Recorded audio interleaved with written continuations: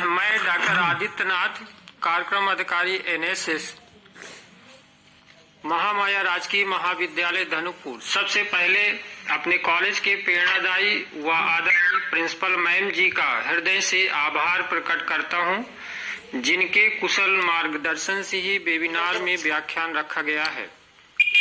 आज के व्याख्यान में जुड़ने वाले सभी विद्वान प्राध्यापक गण व छात्र छात्राओं का स्वागत व अभिनंदन करता हूं, जिन्होंने अपना अमूल्य समय देकर आज के व्याख्यान में साक्षी बन रहे हैं। विद्वान साथियों व छात्र छात्राओं, आज विश्व कोरोना वायरस जैसी महामारी से परेशान है। विश्व में लगभग 31 करोड़ से अधिक लोग इस महामारी के चपेट में आ चुके हैं। विश्व में लगभग 55 लाख से अधिक लोगों की मृत्यु हो चुकी है। भारत, जिसकी आबादी 1 अरब 33 करोड़ के लगभग है, और इस आबादी के 3 करोड़ 60 लाख से ज्यादा लोग इस महामारी से ग्रसित हो चुके हैं। इस वायरस ने विश्व की राजनीतिक, सामाजिक, आर्थिक तथा धार्मिक स्थिति की मूल संरचना को बदल कर रख दिया है। मतदान एक बुनियादी प्रक्रिया है जो एक देश की सरकारी प्रणाली को बनाती है। यह नागरिकों को अपनी सरकार चुनने में सक्षम बनाता है। यह लोगों को सरकार में अपने प्रतिनिधि चुनने की भी अनुमति देता है। प्रत्येक सरकार का उद्देश्य अपने नागरिकों के लाभ के लिए विभिन्न नीतियों का विकास व कार्यान्वयन करना है। एक लोकतांत्रिक देश के रूप में भारत चुनाव की नींव पर बना हुआ है। हमारी संसद और विधानसभाएं जनता के द्वारा, लोगों के लिए और जनता के लिए है। मतदान एक संवैधानिक अधिकार है और जिसका हमें विशेषाधिकार प्राप्त है। हम इसे मान लेते हैं, लेकिन संविधान ने हमें चुनाव का अधिकार दिया है और यह परिवर्तन करने का अधिकार है। इस तनावपूर्ण वातावरण में हम किस प्रकार अपने अवसर को तलाशें, दूसरों की सेवा के लिए तत्पर हों, यह महत्वपूर्ण है। आज का टॉपिक भी इस विषय से संबंधित है। जागरूक मतदाता के लिए कोरोना महामारी की चुनौतियां। विद्वान साथियों व छात्र छात्राओं, आज के व्याख्यान के मुख्य वक्ता डॉक्टर संजय प्रसाद शर्मा जी वर्तमान में महामाया राजकीय महाविद्यालय धनुपुर हड़िया में अंग्रेजी विभाग में एसोसिएट प्रोफेसर हैं तथा अपने विभाग के विभागाध्यक्ष भी हैं। सर शिक्षा जगत की ऐसी शख्सियत हैं जिनके लेख राष्ट्रीय, अंतर्राष्ट्रीय व पत्र पत्रिकाओं में प्रकाशित हो चुके हैं। सर के कई व्याख्यान हम और हमारे कुछ विद्वान साथीगण सुन भी चुके हैं। यह मेरा विश्वास है कि आज का यह व्याख्यान अपने लक्ष्य में अवश्य पहुंचेगा। मैं और अधिक औपचारिकता न करते हुए और अधिक समय न लेते हुए सीधे सर से आग्रह करता हूं कि वे आएं और अपने ऊर्जा से भरे व्याख्यान से हम लोगों को रूबरू करें। सर सादर आमंत्रित हैं।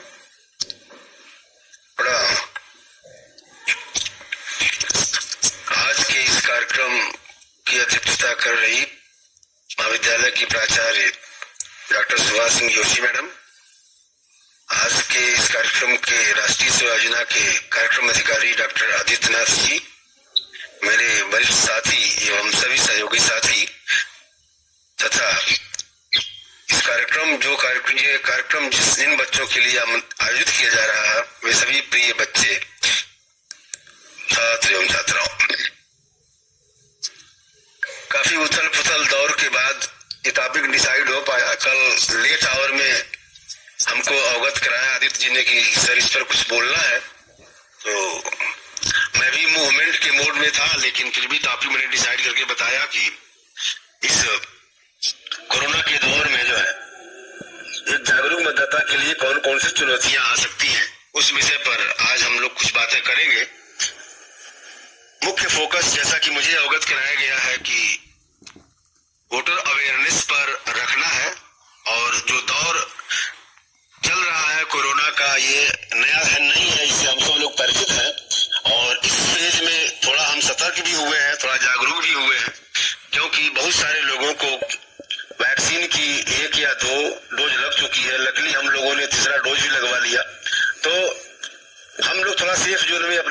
महसूस कर रहे हैं, तो ऐसे में हम जागरूक होकर के अपने मत का प्रयोग कर सकते हैं और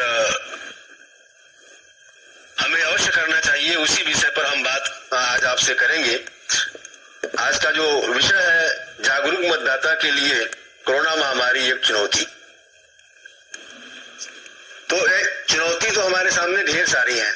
चुनौतियां ये है कि हमें वोट भी करना है, क्राउड में भी जाना है, सोशल डिस्टेंसिंग का पालन भी करना है, लेकिन मत एक ऐसा व्यवस्था है, मत एक ऐसा अधिकार हमें प्राप्त है जो 5 सालों में एक बार मिलता है और हमें उसका प्रयोग अपने विवेक से करना चाहिए और किस रूप में करना चाहिए, करते समय क्या क्या हमें ख्याल रखना चाहिए और किन किन सावधानियों का ध्यान रखना चाहिए, उन्हीं विषय पर आज हम बात करेंगे।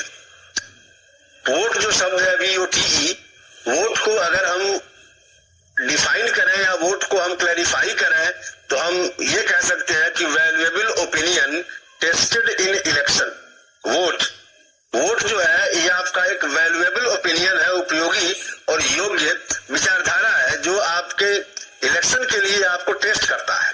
क्या टेस्ट करता है, आगे उस पर हम बात करेंगे। इसी के लिए 2012 में उत्तर प्रदेश सरकार और केंद्र सरकार ने एक योजना चलाई थी जिसका नाम दिया गया था स्वीप, SVEEP। स्वीप के माने होता है systematic voters education and electoral participation programme, जिसकी हिंदी है सुनियोजित मतदाता जागरूकता शिक्षा एवं चुनाव सहभागिता कार्यक्रम। जैसा कि डिटेल से आपको पता चल रहा है कि सुनियोजित मतदाता जागरूकता अर्थात मतदाता को सुनियोजित तरीके से जागरूक करने के लिए यह योजना चलाई गई थी और वह जागरूकता शिक्षा के माध्यम से चलाई जानी थी। और लकली जब मैं आगरा में पोस्टेड था तो मैं आगरा मंडल का इसका पहले तो मैं पर्यवेक्षक बनाया गया था, फिर बाद में कोऑर्डिनेटर बनाया गया और बड़ा काम इस विषय पर हमने किया था और शायद इसी को ध्यान में रखते हुए आदित्य जी ने मेरा चुनाव किया होगा। इस विषय पर थोड़ा बोलना है। तो जो जागरूकता हमें अपने अंदर लानी है, किन किन बिंदुओं पर हमें ध्यान देना है, उस विषय के बारे में हम आपसे आगे रूबरू होना चाहते हैं। आपको अवगत है कि संविधान की आर्टिकल 324 जो हमें इलेक्शन और इलेक्शन में पार्टिसिपेट करने का अधिकार देता है, तो उसी के तहत ये सारी प्रक्रिया चलती है और आयोजित होती है। इस प्रक्रिया में बहुत सारे ऐसे सवाल हमारे मन में होते हैं कि हमें वोट डालने की उम्र क्या होनी चाहिए, EVM क्या होता है, RO क्या होता है, ऐसे ढेर सारे शब्द हम देखते हैं, उनसे परिचित होते हैं और हमें जानना भी चाहिए कि ये शब्द क्या है और इनकी क्या उपयोगिता है। EVM आप जानते हैं कि इलेक्ट्रल वोटिंग मशीन होती है जिससे चुनाव होता, पहले बैलेट से होता था, बाद में EVM मशीन आई तो हम लोग मशीन से वोट डालना शुरू किए। तो EVM तो ये है कि एक इलेक्टोरल वोटिंग मशीन है जिसके माध्यम से वोट होता है। एज की जहां तक बात है तो 18 वर्ष या इससे ऊपर के आदमी को वोट डालना होता है। वोट डालने के लिए या अवेयर होने के लिए सबसे प्रमुख सवाल मन में आता है वो यह होता है कि हमें वोट क्यों करना चाहिए, किसी भी मतदाता को वोट क्यों करना चाहिए, इसके बारे में हमें अवश्य जानना चाहिए कि हमें वोट क्यों करना चाहिए।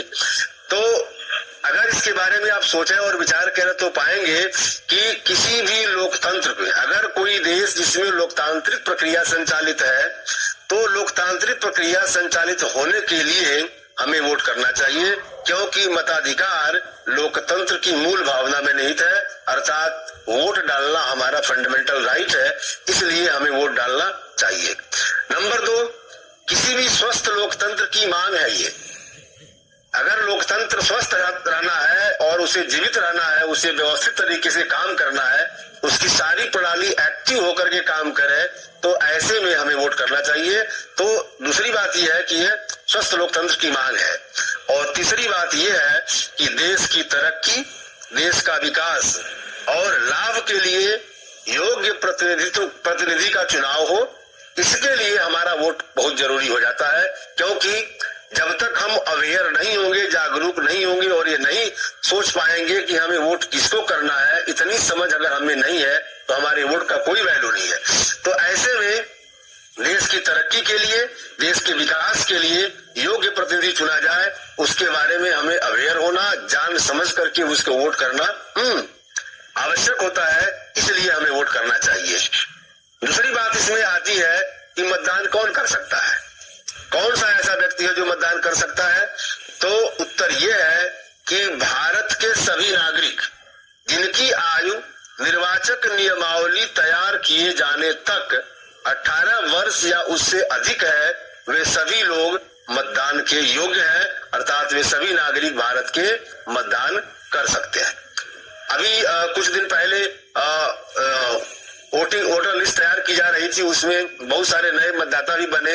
लकीली हमारे यहाँ एनएसएस की यूनिट थोड़ा देर से आ पाई, नहीं तो हम लोग कॉलेज में हेल्प डेस्क लगाते हैं, वहां पर हम लोग फॉर्म भरवाते हैं और अपने कॉलेज के भी बच्चे जिनकी उम्र 18 या उससे ऊपर की होती है उनको हम लोग मतदाता बनवाने का भी काम करते हैं। गत वर्ष जो है हम लोगों ने कोशिश किया था, इसके पहले हमने अन्य कॉलेजों में बहुत सारे ऐसे काम कराए थे, तो फर्दर जब कभी ऐसा चांस आएगा तो हम लोग ऐसा कराएंगे। लेकिन मुझे ऐसा उम्मीद है कि बीएलओस के माध्यम से जो घर घर जा करके वोटर लिस्ट तैयार करवा रहे हैं और वोटर बनवा रहे हैं, उसमें आप लोगों ने वे सभी बच्चे जिनकी उम्र 18 या उससे वर्ष अधिक की है वो जरूर अपना वोट तैयार करवा लिए होंगे, वोटर लिस्ट में अपना नाम तैयार करवाए होंगे। नंबर तीसरा सवाल दिमाग में आता है कि मतदान कौन नहीं कर सकता है। अभी उसके पहले हम लोगों ने जाना कि मतदान कौन कर सकता है, अब हमारे मन में आता है आखिर ऐसे कौन से लोग हैं जो मतदान नहीं कर सकते हैं। तो मतदान न करने वालों की लिस्ट में, न करने वालों की सूची में सबसे पहले वे लोग आते हैं जो या तो विक्षिप्त हो या जिनका विवेक कार्य नहीं करता है। ऐसा इसलिए क्योंकि अभी ऊपर हमने जाना कि मतदान के लिए हमारा अवेयर होना जरूरी है, देश की तरक्की के लिए, देश के विकास के लिए। जब तक हम मानसिक रूप से बैलेंस नहीं होंगे, स्वस्थ नहीं होंगे, तब तक यह चुनाव हम नहीं कर सकते कि जिस व्यक्ति को वोट करना है वह व्यक्ति कैसा है। इसलिए उसके बारे में जानने के लिए हमको मेंटली साउंड होना, हमारा मानसिक रूप से स्वस्थ होना बहुत जरूरी है। इसलिए वह व्यक्ति जो मानसिक रूप से विक्षिप्त है वह वोट नहीं कर सकता। दूसरा वह व्यक्ति नहीं कर सकता है जो निर्वाचन संबंधी भ्रष्टाचार या अपराध के किसी मामले में अयोग्य घोषित किया गया हो, वह व्यक्ति भी मतदान नहीं कर सकता है। इसके अलावा देश का कोई भी नागरिक जिसकी उम्र 18 वर्ष या उससे अधिक है और निर्वाचक नियमावली में उसका नाम है तो वह वोट कर सकता है। चौथी बात यह आती है दिमाग में कि निर्वाचक नियमावली क्या है। बार बार हम बात कर रहे हैं कि हमारा निर्वाचक नियमावली में नाम होना चाहिए, नाम नहीं होगा तो हम वोट नहीं कर सकते। तो इसके बारे में भी जानना हमारा जरूरी है कि निर्वाचक नियमावली क्या है। तो निर्वाचक नियमावली वो चीज है जैसे ऐसे योग्य नागरिकों की सूची जो किसी निर्वाचन में अपना मत डालने का हक देता है, वह जो है निर्वाचक नियमावली कहा जाता है। ये विधानसभावार तैयार की जाती है और हर बूथ पर अधिकतम अभी इस वर्ष से पहले जो वर्तमान लोकसभा चुनाव विधानसभा चुनाव होने जा रहा है, इसके पहले एक बूथ पर 1450 मतदाताओं को वोट डालने के लिए नामित किया गया था कि इतने लोग मत डालेंगे। लेकिन कोरोना महामारी को देखते हुए और इसकी जागरूकता को ध्यान में रखते हुए और इसकी चुनौतियों का सामना करने के लिए उसकी संख्या घटाकर 1200 की गई है। अर्थात इस समय एक बूथ पर 1200 लोग वोट डालेंगे, अर्थात हर बूथ पर अधिकतम 1200 निर्वाचनों की संख्या रखी गई है। सर्वप्रथम आपका नाम निर्वाचक नियमावली में होना मताधिकार के लिए बहुत आवश्यक है। इसलिए आपको यह तय करना चाहिए कि आप अगर वोटर बने हैं तो आप यह भी सुनिश्चित करिए कि आपका निर्वाचक नियमावली में नाम दर्ज है कि नहीं दर्ज है। इसलिए सबसे पहले आवश्यक यह है कि आप पंजीकरण कराइए, अर्थात पंजीकरण फॉर्म जरूर भरिए, पंजीकरण फॉर्म भरिए। अब पंजीकरण फॉर्म कैसे भरा जाता है, कैसे तैयार किया जाता है, ये अगला सवाल बनता है। तो इसके लिए हमें जानना है कि बीएलओ द्वारा घर घर जाकर के ये कार्य करने के लिए भारत सरकार द्वारा स्टेट गवर्नमेंट्स के माध्यम से ये काम करवाया जा रहा है और बहुत विस्तार से बृहत स्तर पर कराया जा रहा है। बीएलओ जा करके जो बूथ लेवल ऑफिसर्स हैं, अभी हम लोग सेक्टर मजिस्ट्रेट बनाए गए हैं तो हम लोग जिन कॉलेजों में या स्कूल्स में ड्यूटी लगी हुई है वहां जा रहे हैं तो हम लोगों से बीएलओ मिलते हैं। हम लोग के ढेर सारे ऐसे कार्य हैं जो चैलेंजेज हैं जो बीएलओ के माध्यम से आसानी से संपन्न हो जा रहे हैं। तो बहुत महत्वपूर्ण भूमिका है बीएलओ की और वो लोग जा करके घर घर वोटर बनाने का काम किए हैं और वोटर बनने के लिए उन्होंने सबसे फॉर्म भरवाए हैं। अर्थात जो पंजीकरण का कार्य है वह हर साल नहीं होता है, 5 वर्ष में एक बार होता है, जब चुनाव आने वाला होता है या चुनाव के कुछ दिन पहले से काम शुरू होता है। इसलिए कभी भी जब ये दौर आता है तो आपकी जिम्मेदारी बनती है आपको जागरूकता के साथ अवेयर हो करके अपना फॉर्म भर लेना चाहिए। और फॉर्म जो उसके लिए भरा जाना है उसका नाम है प्रपत्र संख्या 6। प्रपत्र संख्या 6 भर करके आप पंजीकरण करा सकते हैं, जिसके लिए आपको 3, 4, 5 चीजों की जरूरत पड़ती है।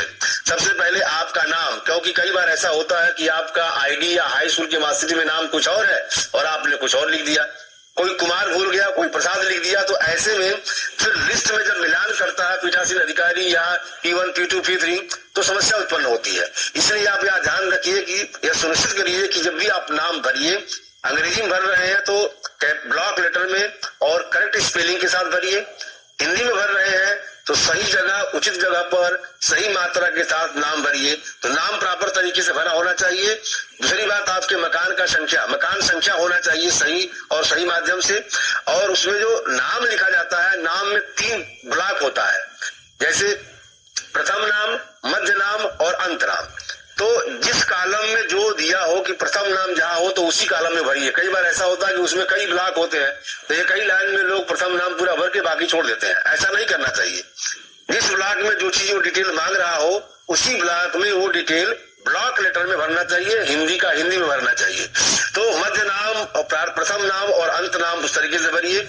इसके बाद अपनी आयु जो हाई स्कूल के मार्कशीट में आपने दर्ज किया हुआ है या जो आया हुआ है वही आप लिखिए। और आयु में कई बार लोग लिखते हैं, जैसे मान लीजिए 1972 है तो 2572 तो 2572 लिख दिया, ऐसे नहीं करना चाहिए। 25/06/1972 पूरा लिखना चाहिए, अदरवाइज वो सिस्टम लेता नहीं है प्रॉपर तरीके से, फिर उसमें समस्या उत्पन्न होती है। तो आयु पूरा डिटेल में भरना चाहिए।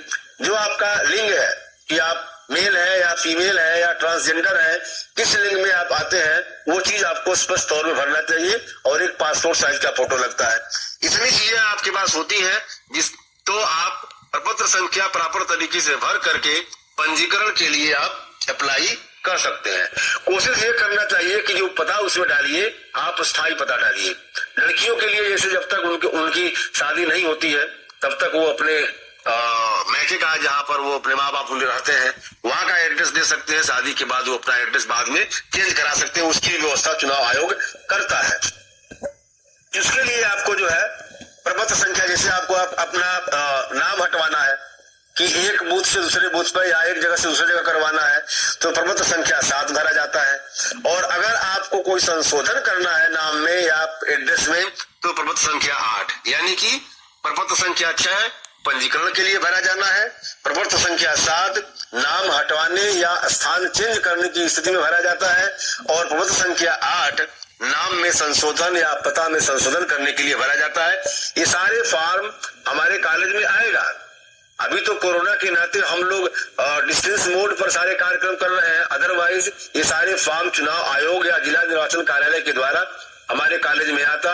राष्ट्रीय सेवा योजना के माध्यम से हम लोग हेल्प डेस्क लगाते हैं, ये प्रॉपर तरीके से सारा काम हम लोग कराते हैं। यहाँ तक कि जो हमारा अभिगृहित ग्राम होता है राष्ट्रीय सेवा योजना के द्वारा जो एडॉप्टेड होता है वहां भी हम लोग कैंप लगा करके ये सारा कार्य कराते हैं। ये सब NSS के अंतर्गत आता है और इसमें हमारे सारे आवर्स जो बच्चे शामिल होते हैं, जो टीचर शामिल होते हैं, तो वो आवर्स काउंट करते हैं, वो उनकी डायरी में हम लोग मेंशन कराते हैं। तो प्रॉपर तरीके से इस तरीके से सारे कार्यक्रम होते हैं। छठी बात जो हमें समझने लायक है वह यह है कि निर्वाचक नियमावली में अपना नाम और मतदान केंद्र जहां आपको मतदान करने हेतु जाना है आप कैसे मालूम करेंगे। ये बहुत बड़ी चुनौती है। कई बार ऐसा होता है हम ही लोगों से पूछा जाता है कि अपना बूथ नंबर बताइए और अपना ब्लॉक नंबर बताइए। हम लोग नहीं पता होता है क्योंकि हम लोग बहुत दिनों से अपने गांव में वोट नहीं करते। लेकिन ये जानना चाहिए, सारे बच्चों को ये जानना चाहिए कि आपका जो केंद्र है, मतदान केंद्र है, और आपका जो नाम है वो किस बूथ पर है, कहाँ है। नहीं तो आप यहाँ से वहां, कई बार ऐसा होता है कि एक ही प्लेस पर एक ही प्राथमिक स्कूल में 8-10 बूथ होते हैं। आपका कौन से बूथ में आपका वोटर लिस्ट में नाम होगा ये आपको आश्वस्त होना चाहिए, आपको जानना चाहिए। इसके लिए आप सबसे पहले ये काम करेंगे कि आप आपके निवास स्थान वाले निर्वाचन क्षेत्र की नियमावली से आप पता करेंगे कि आप जहां निवास करते हैं वहां का जो मुख्य निर्वाचन क्षेत्र है उसके निर्वाचक नियमावली में आपका नाम मिलेगा। दूसरी बात, निर्वाचक पंजीकरण अधिकारी के सहयोग से आप पता कर सकते हैं। जो भी निर्वाचन पंजीकरण अधिकारी है वो आपको बता देगा कि आपका किस बूथ पर और किस प्लेस पर कहां पर आपका नाम होगा।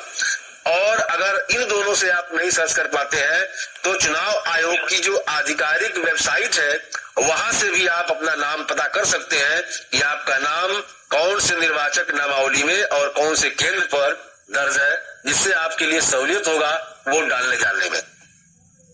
सातवीं बात जो हमें जानना चाहिए या जिसके प्रति हमें जागरूक होना चाहिए वो ये है कि क्या आपके पास मतदाता पहचान पत्र है। इसके लिए आप या तो कहोगे नहीं या तो कहोगे हाँ। अगर आप नहीं कहते हैं तो इसका मतलब आपके पास नहीं है। तो ऐसी सूरत में जितना जल्दी संभव हो आपको प्रपत्र संख्या 6 भरकर अपना मतदाता पहचान पत्र बनवा लेना चाहिए। और अगर आप कहते हैं कि हाँ, तो ऐसे में आयोग द्वारा निर्धारित किसी भी अन्य दस्तावेज साक्ष्य अगर आपके पास है तो आप उसके आधार पर भी आप वोट डाल सकते हैं। सपोज आपका निर्वाचक नियमावली में नाम है, आपका आईडी नहीं है, लेकिन चुनाव आयोग द्वारा प्रस्तुत या चुनाव आयोग द्वारा चिन्हित कोई भी आईडी जो लीगल है उसको लेकर के भी आप अपना वोट कर सकते हैं अगर आपके पास वोटर आईडी कार्ड नहीं है तो। अगर निर्वाचक नामावली में नाम है और आपके पास आईडी नहीं है, निर्वाचन नियमावली आईडी नहीं है, तो ऐसे में आप कोई भी लीगल आईडी जो निर्वाचन आयोग कहता है उसके आधार पर आप वोट डाल सकते हैं। आठवीं बात जो हमें जानना चाहिए या जिसके प्रति हमें जागरूक होना चाहिए वो ये है कि क्या आप मात्र मतदाता पहचान पत्र धारण करने से मतदान के हकदार हो जाएंगे। यह भी एक बड़ा सवाल है कि क्या आपके पास अगर मतदाता पहचान पत्र है तो आप वोट डालने के अधिकारी हो जाएंगे। उत्तर है नहीं, क्योंकि निर्वाचक नामावली में आपका नाम अवश्य होना चाहिए। अर्थात दोनों बातें हमने आपको बताई। अगर निर्वाचक नामावली में नाम है और आईडी नहीं है तो ऐसी सूरत में आपके पास निर्वाचन आयोग द्वारा जारी कोई भी ऐसा आईडी जो कहता है लेके वोट डाल सकते हैं। या अगर आपके वोटर आईडी है, निर्वाचक नामावली में नाम नहीं है, तो ऐसे में आप क्या करेंगे। तो ऐसे में आपको जो है कोई न कोई ऐसा दस्तावेज होना चाहिए जिसके आधार पर आप वोट डाल सकें। नवी बात यह है कि उम्मीदवारों द्वारा प्रकटीकरण, जब भी आप वोट डालने जाइए उसके प्रति आप जागरूक होइए, क्योंकि जब भी ये जो लोग चुनाव लड़ते हैं, चुनाव लड़ने से पहले या मुख्य चुनाव के दिन से पहले वो बाकायदा उसका फार्म भरते हैं। जैसे कल या परसों की बात है, यहाँ पर केशव प्रसाद मौर्य ने भरा, तो ऐसे में वो लोग अपना सारा डिटेल डिस्क्लोज करते हैं। तो एक जागरूक मतदाता का दायित्व ये बनता है कि जिसको वोट करने जा रहा है या जो पदाधिकारी उसके क्षेत्र में निर्वाचन के लिए खड़े हो रहे हैं उनका आपराधिक इतिहास, उनके आश्रितों का दायित्व और उनकी शैक्षणिक योग्यता, कम से कम इन 3 चीजों के प्रति जागरूकता जरूर रखें कि जिसको हम वोट करने जा रहे हैं वह कितना पढ़ा लिखा है, कितना अवेयर है समाज के और अपने क्षेत्र के चीजों से, अपने क्षेत्र की व्यवस्था से, अपने क्षेत्र के समाज, संस्कृति, शिक्षा, आर्थिक व्यवस्था से वह कितना परिचित है, और साथ ही साथ वह देश के विकास में, आपके क्षेत्र के विकास में कितना उपयोगी साबित हो सकता है। इन बातों का भी ख्याल रखते हुए एक जागरूक मतदाता को वोट करना चाहिए। तो इसलिए आपसे उम्मीद की जाती है कि आप इतना जरूर ध्यान रखेंगे कि जिसको आप वोट करने जा रहे हैं उसका आपराधिक इतिहास क्या है, आप ये जानेंगे। इसके अलावा वह पति पत्नी और उसके आश्रितों का दायित्व उसके प्रति क्या है। अर्थात जैसे मान लीजिए कोई व्यक्ति है जो चुनाव लड़ रहा है, लेकिन वह अपने पत्नी को प्रताड़ित करता है, अपने समाज को प्रताड़ित करता है, आपको पता है, तो आप ऐसे व्यक्ति वोट क्यों करने जाएंगे। जो अपने परिवार के प्रति जिम्मेदार नहीं है तो वह आपके प्रति और समाज के प्रति जिम्मेदार कैसे हो सकता है। तो ये सारी चीजें जो है आपको अवगत होनी चाहिए, तभी आप वोट करने जाइए। जो 10वीं बात हमें इसके बारे में जाननी है, जिसके प्रति जागरूक होना है, वह यह है कि मतदान दिवस निकट आने पर करने और न करने योग्य कौन कौन सी बातें हैं, क्या क्या ऐसी बातें हैं जो मतदान, जब मान लीजिए इलाहाबाद में 27 को मतदान है और आज जो है 5 तारीख है। अब हम मतदान से मुश्किल से 20-21 दिन 22 दिन दूर है, तो अब नजदीक धीरे धीरे आता जा रहा है। अब ऐसे में हमें क्या क्या चीजें हैं जो हमें जानना चाहिए, वो प्रमुख बातें क्या क्या है। तो उसमें नंबर 1 बात यह है कि वोट देने या न देने हेतु धन स्वीकार करना। अगर कोई व्यक्ति है जो चुनाव लड़ रहा है और वो अपने बल का प्रयोग करते हुए या धन का प्रयोग करते हुए आपसे वोट डालने के लिए बाध्य करता है, तो आप उसके बहकावे मत आइए। अर्थात धन के प्रलोभन में कभी भी वोट नहीं करना चाहिए। वोट देने के लिए धन या किसी प्रकार का ऐसी लालच स्वीकार नहीं करना चाहिए। नंबर 2, वोट देने या न देने के लिए शराब, दावत या उपहार न स्वीकार करिए। आप किसी प्रकार का कोई गिफ्ट देता है, अक्सर हमने देखा है कि वाइन सर्व की जाती है, मीट भी सर्व किया जाता है, पैसे दिए जाते हैं, कपड़े दिए जाते हैं।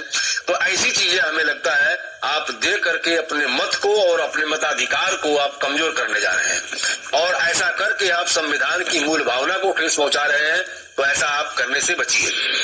तीसरी बात यह है कि धर्म, जाति, समुदाय, संप्रदाय ऐसी भावनाओं से आप ग्रसित होकर के वोट मत करिए कि हमारे क्षेत्र का आदमी है, हमारे जाति का है, हमारे पड़ोस का है। अगर उसमें गुणवत्ता है, भले वो आपके करीब का है, आप वोट कर सकते हैं, कोई दिक्कत नहीं। लेकिन इस बिना पर कि वह हमारे जाति का है, हमारे क्षेत्र का है और यह हमारे संप्रदाय का है, इसलिए हमें वोट करना चाहिए, उसमें लाख अवगुण हो तो भी, तो ये ठीक बात नहीं है। आप गुणवत्ता परक वोट करिए, इसी प्रकार के प्रलोभन या किसी प्रकार के बहकावे या दबाव में आकर के वोट न करिए। चौथी बात ध्यान देने वाली बात यह है कि किसी विशिष्ट उम्मीदवार के पक्ष में या विपक्ष में वोट नहीं करना चाहिए। विशिष्ट का मतलब अगर कोई अपने आप को वीवीआईपी समझता है या अपने आप को एलीट क्लास समझता है और आप इस ग्राउंड पर वोट करने जाते हैं, तो ऐसे में भी आप वोट करने से बचिए, क्योंकि चुनाव आयोग इससे भी आपको रोकता है और ये कहता है कि किसी की विशिष्टता आपके वोट को खरीदने का या आपको वोट करने के लिए बाउंड करने का अधिकार नहीं देता है। और अंतिम बात इसमें यह है कि आप किसी भी निर्वाचक व्यक्ति का जो चुनाव लड़ रहा है उसके वाहन का प्रयोग कभी मत करिए। अपने वाहन से जाइए, चुनाव बूथ स्थल पर वोट करिए, या तो ऑन फुट जाइए।